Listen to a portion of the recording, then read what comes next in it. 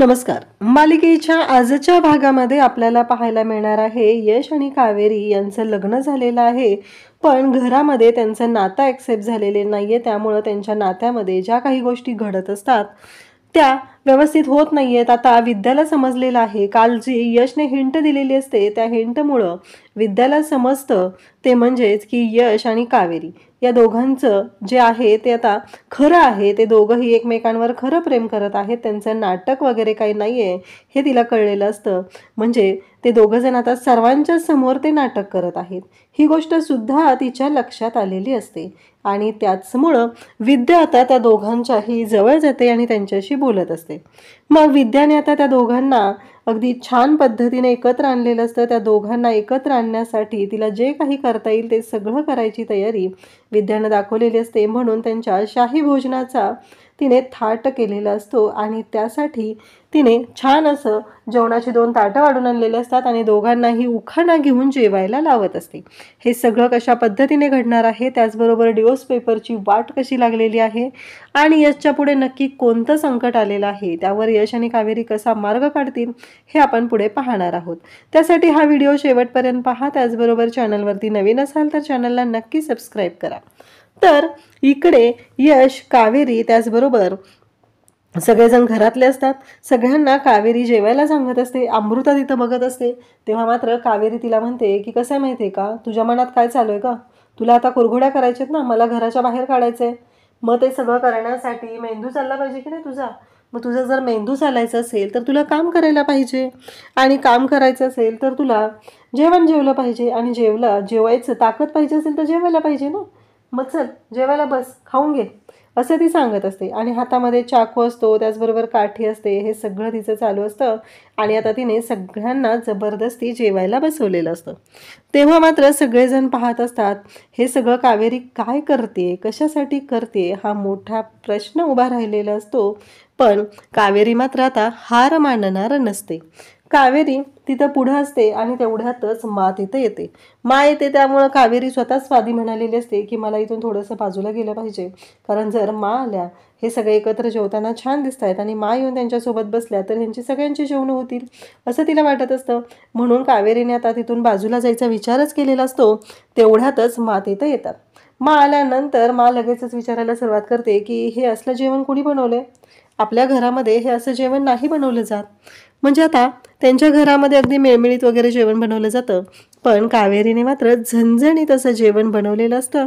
आणि तेव्हा मात्र मा तिला येऊन विचारतात. तेव्हा माझ्या किचनमध्ये जाऊन जेवण बनवण्याचं धाडस कुणी केलेलं आहे.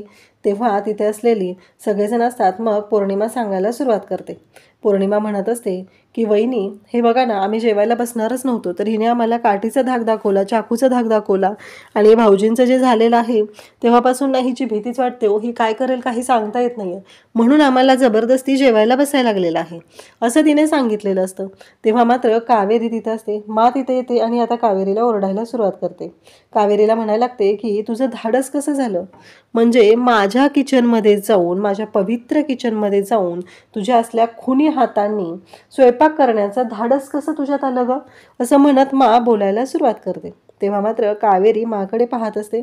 कावेरीला मा वाटेल त्या भाषेत बोलत असते. ती म्हणत असते की हे बघ, काहीही झालं तरीही आत्ता सध्या जे काही घडत आहे या सगळ्याला जबाबदार तू आहेस. कसे आधीची जर असते ना सुलक्षणा तर तुझ्यावरती विश्वास पण ठेवला असता, पण आता नाही. आता माझ्या नवऱ्याची तू खुनी आहेस. माझ्या नवऱ्याची आज जी अवस्था झालेली आहे ना ती तुझ्यामुळे झालेली आहे. कसे तुला वाटत असेल की हे सगळं करून तू माझ्या घरातल्या माणसांना तुझ्या तालावर नाचवशील, पण नाही. कसे आता मी तुला चॅलेंज देते, घे हे सगळं जे काही आहे ना हे हातात घे, काठी चाकू काय घ्यायचे ते घे आणि मला जेवायला लावून दाखव. कसं माहिती आहे का, काहीही झालं तरीही मी मरण पत्करेल, पण तुझ्या खुनी हातांनी बनवलेलं जेवण मी खाणार नाही, असं सगळं मा बोलत असते. कावेरीला, यशला, सगळ्यांना वाईट वाटत असतं. हे सगळं झालेलं आहे ते फक्त आणि फक्त अमृतामुळे. अमृताने बाबांना मारलेलं आहे आणि त्याची शिक्षा कावेरीला भोगायला लागत असते. कावेरीची बिचारीची याच्यामध्ये काहीही चूक नाही आणि तरी सुद्धा कावेरीला हे सगळं ऐकून घ्यावं लागत असतं. मा तिथं बोलत असते. तेव्हा कावेरी म्हणत असते प्लीज ऐकून घ्या ना मा, असं काहीच नाही झालेलं. पण मा मात्र ऐकतच नाही. तिथून तशीच निघालेली असते. कावेरी तिला समजत असते की खाऊन घ्या, तुम्ही कालपासून काही खाल्लेलं नाहीये, तुम्हाला अशक्तपणा आलेला आहे. पण मला कुठं ऐकून घ्यायचं आहे, मला कुठं काय पडलेलं आहे. कावेरीनं जे काही सांगितलेलं असतं ते सगळं चुकीचंच आहे असंच मला वाटत असतं आणि त्यासाठी या सगळ्या गोष्टी घडत असतात. परंतु इकडे यश मात्र प्रत्येक वेळेस आता तिथं असतो आणि तो कावेरीच्या मदतीला सुद्धा धावून येत असतो. कावेरी आता माला घेऊन निघालेली असते आणि त्यासोबतच गोष्टी घडतात त्या थोड्याशा विचित्र पद्धतीने असतात. तेव्हा यश तिथे येतो आणि म्हणू लागतो की काय चाललंय तुमचं, मी तुम्हाला सांगितलंय ना माझ्या मापासून लांब राहायचं आहे, अजिबात माझ्या माच्या जवळपासही फिरकायचं नाही असं तो बोलत आहे आणि माझ्या तोंडासमोर सुद्धा यायचं नाही असं सुद्धा तो सांगत असतो. त्याचबरोबर या सगळ्या गोष्टी जेव्हा घडत असतात तेव्हा मात्र माच्या जवळ तो येतो आणि म्हणतो चल मा. तेव्हा मा म्हणते की बरं झालं तू आलास असं म्हणत ती बोलायला सुरुवात करते. तेव्हा कावेरी तिथं पाहत असते. कावेरी म्हणत असते की हे सगळं काय घडतंय आणि या सगळ्यावरती कसा मार्ग काढायचा आहे. कावेरीला कळतच नसतं, कारण मला कितीही समजवण्याचा प्रयत्न केला तरीही या सगळ्या गोष्टी थोड्या विचित्र पद्धतीने झालेल्या असतात. आणि मग इकडे यश आता माला घेऊन निघालेला असतो. त्यासोबतच मला तो म्हणत असतो की मला ऐकून घे ना तू थोडंसं माझं, तू काय ऐकत नाहीयेस असं मला तो म्हणत असतो. पण मा मात्र ऐकायलाच तयार नसते आणि मा म्हणत असते की बाद झालं, आता ना मी काहीच ऐकून घेणार नाहीये, कारण मला त्या मुलीच्या हातचं पाणीसुद्धा नको आहे, मला काहीच नको आहे, मी कुठलीच गोष्ट त्या मुलीच्या हातची खाणार नाही अशा पद्धतीचं माचं बोलणं चाललेलं असतं.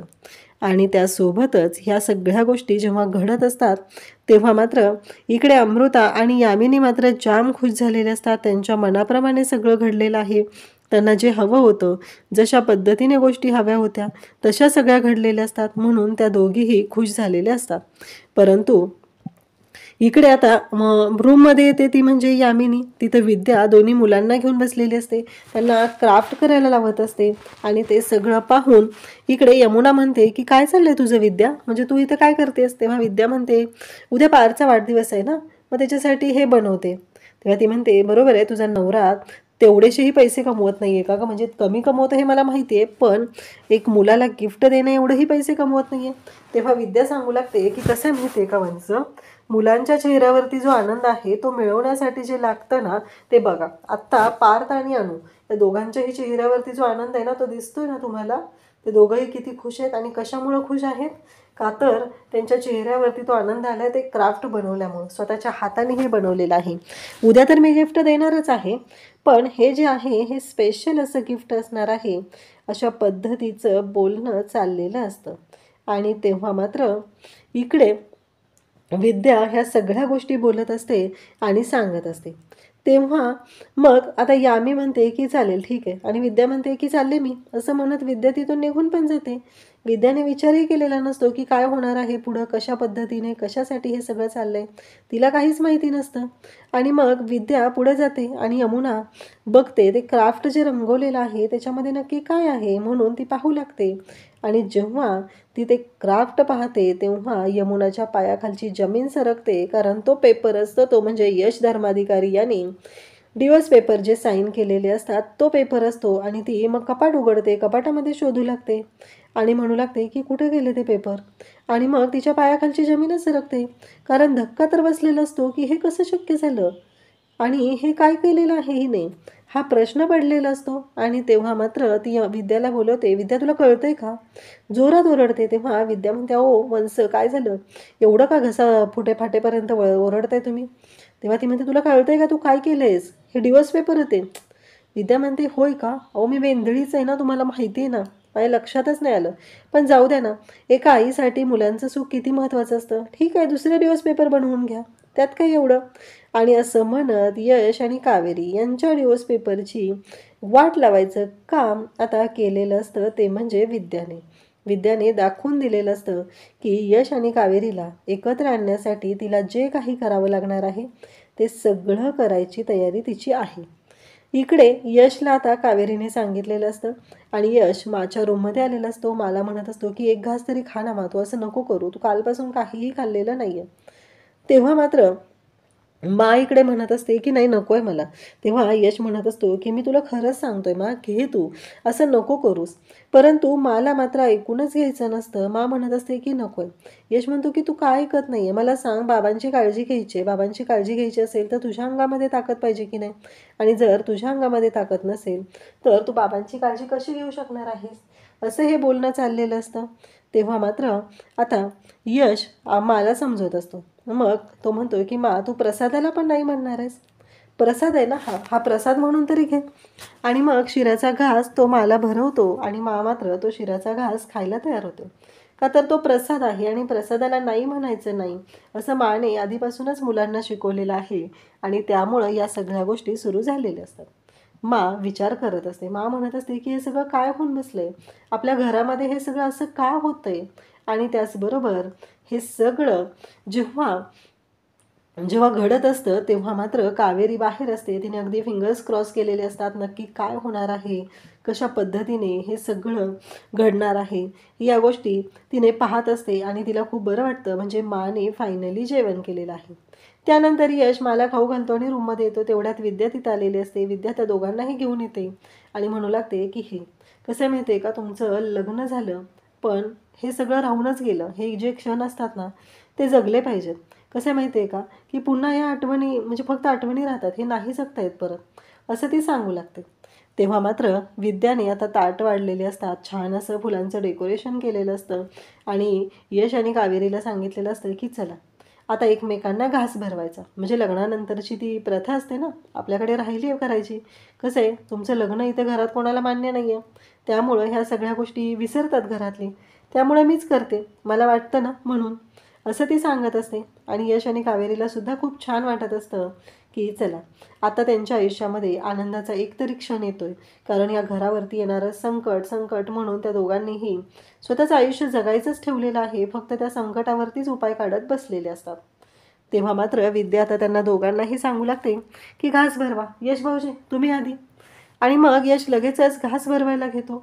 तेव्हा मात्र विद्या आता काही शांत राहणार आहे का. विद्या म्हणते की नाही यश भाऊजी, असं नुसता घास नाही भरवायचा, उखाणा घ्यायचा आहे. तेव्हा यश कावेरीकडे पाहतो, डोक्याला हात लावतो आणि बोलायला सुरुवात करत असतो. कारण यश खूप छान असा उखाणा घेणार असतो. तेव्हा विद्या स्वतःच म्हणते, हां सुचला सुचला, बोला आता, असं विद्या स्वतः सांगत असते.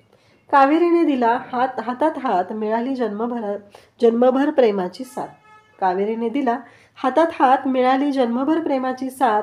पहिला घास भरवताना देतो वचन, एकत्र करू प्रत्येक संकटावर मात. असा हा उखाणा घेतलेला असतो यशने. तेव्हा कावेरी पण खुश होते आणि विद्यासुद्धा इकडे टाळ्या वाजवते. मग पहिला घास आता भरवला जातो. यशने कावेरीला घास भरवलेला असतो. दोघंही एकमेकांकडे पाहत असतात. त्यावेळेस आता कावेरीला विद्या म्हणते की आता कावेरी वहिनी आता तुम्ही भरवायचं आहे. मग कावेरीसुद्धा घास भरवायला घेते. तेव्हा पुन्हा विद्या तेच सांगू लागते की नाही, उखाणा घ्यायचा आहे, विसरलात का तुम्ही, असं ती सांगत असते. मग कावेरी आता उखाणा घ्यायला सुरुवात करते. शिऱ्याचा भरवते घास, सहवासातला गोडवा राखण्यासाठी, आयुष्यभर वाट पाहीन यश तुझ्या सोबतच्या एका क्षणासाठी. म्हणजे यशसाठी कावेरीने सुद्धा छान असा उखाणा घेतलेला आहे आणि आयुष्यभर मी तुझी वाट पाहीन, असं सुद्धा तिने त्यामधून सांगितलेलं असतं. तेव्हा विद्या म्हणत असते की खरंच खूप छान, खूप छान असा उखाणा घेतलेला आहे. आता दोघंजण तुम्ही जेवायला सुरुवात करा. उद्या पारचा बड्डे ना, त्याच्यासाठी गिफ्ट तयार करायचं आहे आणि अनु बाहेर वाट पाहते, मला जावं लागेल, असं म्हणत विद्याने आता तिथून पळायला सुरुवात केलेली असते. तिचं असं म्हणणं असतं की मला निघावं लागणार आहे आणि असं म्हणत तिने तिथून पळत सुटलेली असते. तेव्हा मात्र या सगळ्या गोष्टी जेव्हा घडत असतात तेव्हा विद्या तो प्रत्येक क्षण जो आहे आनंदात जगण्याचा, त्या दोघांच्या आयुष्यात आनंद आणण्याचा प्रयत्न करत असते. त्याचबरोबर इकडे या सगळ्या गोष्टी जेव्हा घडत आहेत तेव्हा यश आणि कावेरीसुद्धा एकमेकांकडे पाहत आहेत. एवढ्या छान पद्धतीने आता सुरुवात तर झालेली आहे, परंतु उद्याच्या भागामध्ये आता पाहायला मिळणार आहे की तिथं आलेली असते ती म्हणजे अमृता. तर आता कावेरी अमृताला म्हणत असते की हे बघ कसं आहे माहिती आहे का, आता तू ॲक्सेप्ट कर की यश आणि माझं लग्न झालेलं आहे, त्यामुळं तुला आता हे घर सोडून जावं लागणारच आहे, असं ती सांगत असते. तेव्हा मात्र यश आणि कावेरी दोघंही एकमेकांकडे तिथे पाहत असतात. आता मला खूप राग येतो, मला ही गोष्ट सहनच नाही होत. मग सगळ्यांना घेऊन येते, कारण आता अमृताने जाऊन इकडे कान भरलेले असतात माचे, मला कावेरी असं बोललेली आहे म्हणून. आता तिथे येते आणि ओरडायला सुरुवात करते. म्हणू लागते, बघितलं ना, म्हणजे यश या मुलीची मजल इथपर्यंत गेलेली आहे की तिने डायरेक्टली अमृताला घराच्या बाहेर जायला सांगितलेलं आहे.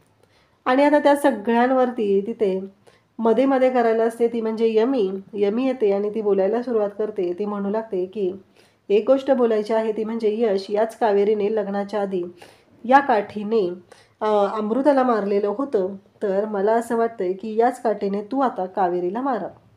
अशा पद्धतीने बोलणं चाललेलं असतं.